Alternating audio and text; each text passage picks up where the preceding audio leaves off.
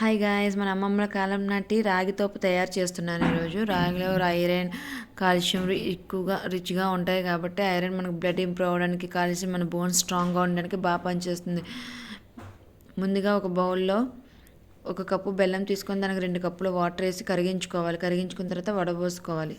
Next ఒక కడాయిలోని నెయ్యి వేసి నెయ్యిలో 1 కప్పు రాగి పిండి తీసుకొని బాగా ఫ్రై అవ్వనివ్వాలి. మా చిన్నప్పుడు మా అమ్మమ్మ మా నాన్నమ్మ మాకు పెట్టేవారు. ఇందులో ఈ తోపులో నువ్వుల నూనె వేసుకొని తింటే చాలా బాగుంటుంది, మన బాడీకి కూడా చాలా మంచిది.